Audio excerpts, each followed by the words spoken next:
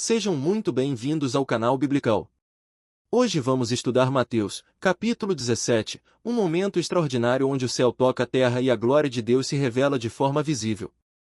Prepare-se para testemunhar a transfiguração de Jesus e aprender lições profundas sobre fé, obediência e o poder da oração. Acompanhe a leitura de Mateus, capítulo 17. 6 dias depois, Jesus tomou consigo Pedro, Tiago e João, irmão de Tiago, e os levou a um monte alto, de forma reservada. Ali ele foi transfigurado diante deles. Sua face brilhou como o sol, e suas roupas se tornaram brancas como a luz. Naquele mesmo momento, apareceram diante deles Moisés e Elias, conversando com Jesus. Pedro disse a Jesus: Senhor, é bom estarmos aqui. Se quiseres, farei 3 tendas, uma para ti, uma para Moisés e outra para Elias. Enquanto ele ainda falava, uma nuvem luminosa os cobriu, e dela veio uma voz que dizia: Este é o meu filho amado, em quem me agrado. Ouçam-no.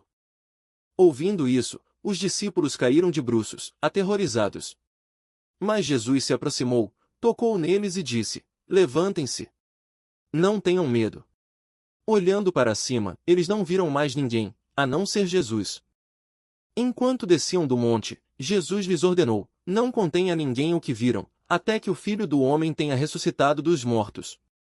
Os discípulos lhe perguntaram: Por que, então, os mestres da lei dizem que é necessário que Elias venha primeiro? Jesus respondeu: De fato, Elias vem e restaurará todas as coisas. Mas eu lhes digo, Elias já veio, e eles não o reconheceram, mas fizeram com ele tudo o que quiseram. Da mesma forma, o Filho do Homem vai sofrer nas mãos deles. Então os discípulos entenderam que ele falava de João Batista. Quando chegaram onde estava a multidão, um homem aproximou-se de Jesus, ajoelhou-se diante dele e disse: Senhor, tem misericórdia do meu filho. Ele tem ataques e sofre muito. Muitas vezes cai no fogo ou na água. Eu o trouxe aos teus discípulos, mas eles não puderam curá-lo. Respondeu Jesus: Ó geração incrédula e perversa, até quando estarei com vocês? Até quando terei que suportá-los?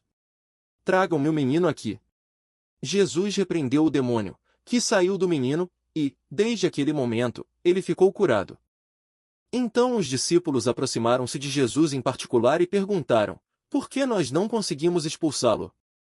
Ele respondeu: Porque a fé de vocês é pequena. Eu lhes asseguro que, se vocês tiverem fé do tamanho de um grão de mostarda, poderão dizer a este monte: Vá daqui para lá, e ele irá.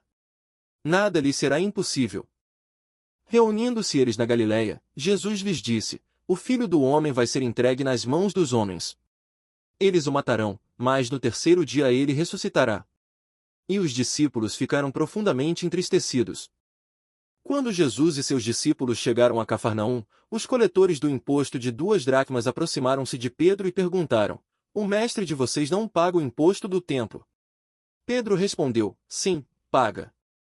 Ao entrar na casa, Jesus se antecipou e perguntou: O que você acha, Simão? De quem os reis da terra cobram tributos e impostos? De seus próprios filhos ou dos outros? Pedro respondeu: Dos outros. Jesus lhe disse: Então os filhos estão isentos. Mas, para não escandalizá-los, vá ao mar, jogue o anzol e tire o primeiro peixe que fisgar. Abra a boca dele, e você encontrará uma moeda de 4 dracmas. Pegue e entregue a eles, para pagar o meu imposto e o seu. Mateus, capítulo 17, nos leva do topo da montanha da glória espiritual até a realidade das lutas diárias no vale. Este é um capítulo rico, cheio de significado, e que merece uma reflexão profunda sobre 3 grandes verdades para a nossa vida. A primeira grande lição está no topo do monte, na transfiguração. Quando Deus interrompe a fala impetuosa do jovem Pedro e diz: Este é o meu filho amado. Ouçam-no, o Pai Eterno estava estabelecendo a autoridade máxima de Cristo acima de Moisés, que representa a lei, e de Elias, que representa os profetas. Ouvir a Jesus não é apenas escutar palavras, mas permitir que o ensinamento dele guie cada decisão que tomamos. Em um mundo cheio de vozes, ruídos e opiniões, a voz de Cristo precisa ser a palavra final e a direção absoluta para a nossa vida. A segunda lição nos joga diretamente no vale, onde os discípulos falharam em curar o jovem rapaz devido à fraqueza de sua fé. A resposta de Jesus sobre a fé do tamanho de um grão de mostarda não é sobre a quantidade de fé que acumulamos, mas sobre a qualidade e o alvo dessa fé. O grão de mostarda é minúsculo, mas ele possui vida e cresce. Ter fé não significa que nunca teremos dúvidas, mas sim que depositamos nossa total confiança em um Deus que é infinitamente grande.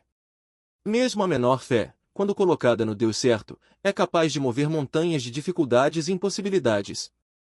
Por fim, vemos a belíssima demonstração de cidadania e humildade de Jesus no episódio do imposto do templo. Como filho de Deus, ele era o verdadeiro dono do templo e estava totalmente isento de pagar qualquer taxa humana. No entanto, para não causar escândalo e para nos ensinar sobre a submissão e o bom testemunho na sociedade, ele realiza um milagre providencial através de um peixe para suprir a necessidade dele e de Pedro. Jesus nos ensina que, às vezes, abrimos mão de nossos direitos legítimos por amor ao próximo e para manter a integridade do testemunho do Evangelho. Que hoje você possa descer do monte transformado pela glória de Deus, mas pronto para enfrentar os desafios do vale com uma fé viva, ativa e com uma postura de profunda humildade. Se este estudo falou ao seu coração, deixe o seu like e se inscreva no canal Biblical. O nosso link de apoio está na descrição. Que Deus abençoe grandemente a sua vida, e até o próximo capítulo.